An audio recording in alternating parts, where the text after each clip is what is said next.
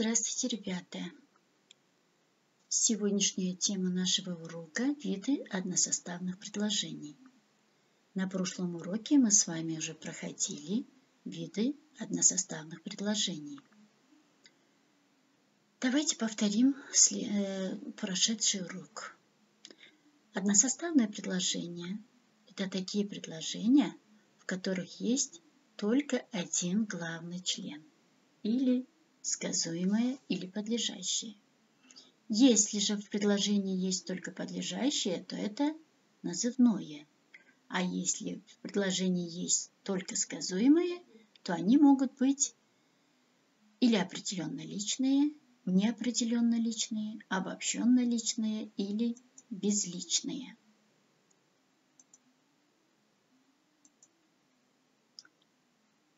Односоставные предложения по форме главного члена делятся на две основные группы – с главным членом сказуемым и с главным подлежащим. Например, вечереет. Что делает? Вечереет. Здесь только сказуемое. Значит, это безличное предложение. А вечер – что? Тут только подлежащее, поэтому это назывное предложение. Морозит.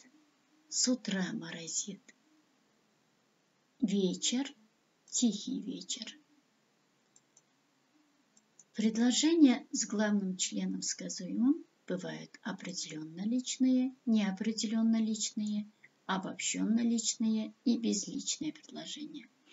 Из них мы безличные рассматривали на прошлом уроке. Определенно личные предложения сказуемое бывает в глаголом в форме первого лица или же второго лица.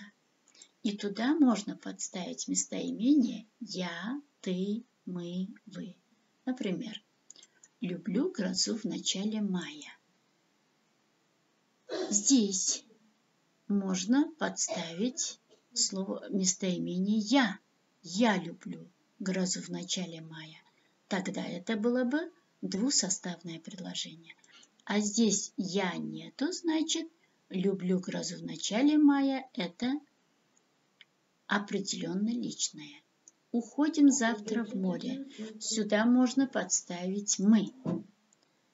Не из Москвы ли будешь? Сюда можно подставить «ты». Чему смеетесь? Над собой смеетесь. Здесь можно подставить «вы». Выберите себе книгу по вкусу. Тут тоже можно подставить «вы». Пойдемте в сад, давайте поработаем. Это тоже, сюда тоже можно подставить местоимение «вы». И они встречаются в разговорной речи. Второе – это неопределенно личное предложение. Неопределенно личное предложение сказуемо бывает третьего лица множественного числа. Например, что новенького в газете пишут? Сюда можно подставить местоимение «они». Например, они что пишут новенького в газете? Или в дверь постучались? Они в дверь постучались. Но так как здесь «они» скрыто, его нету, значит это неопределенно личное предложение. Теперь третье. Обобщенно-личные. Обобщенно-личные, они бывают в пословицах. Например, цыплят по осени считают. Так как это пословица, значит это обобщенно-личное. Бездонную бочку водой не наполнишь. Это тоже пословица. Каких только птиц не увидишь в весеннем лесу. Это уже не пословица, но здесь действие производится обобщенным лицом. Поэтому это тоже обобщенно-личное предложение. Здесь сказуемые могут выражены глаголом в форме второго или же третьего лица. Безличные предложения мы с вами рассмотрели на прошлом уроке. Здесь нет и не может быть подлежащего. Уже совсем стемнело. Скоро светать будет. На дворе было тихо. Мы с вами рассматривали, что безличные предложения, они сообщают о различных состояниях природы или людей, или животных. Например, на улице холодно – это состояние природы. Мне холодно – это состояние человека. Назывные же предложения здесь имеется только подлежащее. Например, ночной лес, весна. Например, вот парадный подъезд. Здесь нет и не может быть сказуемого. Назывные же предложения употребляются в основном в художественной литературе, в поэзии или в прозе. Например, 21 ночь, понедельник. Или же ночь, землянка. Теперь задание, ребята. Укажите, какие утверждения неверные. В односоставных предложениях грамматическая основа состоит из подлежащего или сказуемого. Верно или неверно? Конечно же, неверно, потому что в односоставных предложениях есть только или же подлежащее, или сказуемого. В определенных личных предложениях главный член предложения выражен глагольной формой первого или второго лица. Это верно. Безличными называются предложения, в которых отсутствует подлежащее. Тоже верно. А теперь упражнение. Укажите односоставные предложения.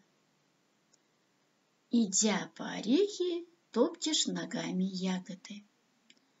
Ребята, когда будем определять односоставное или же двусоставное, вы должны посмотреть, какой главный член предложения присутствует в данном предложении.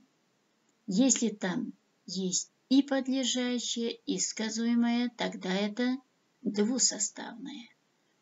А если только один из них, тогда это односоставное. Попробуйте исключить здесь двусоставное предложение, если такое есть. Посмотрите на «Б». Кругом все молчало. Что молчало? Все.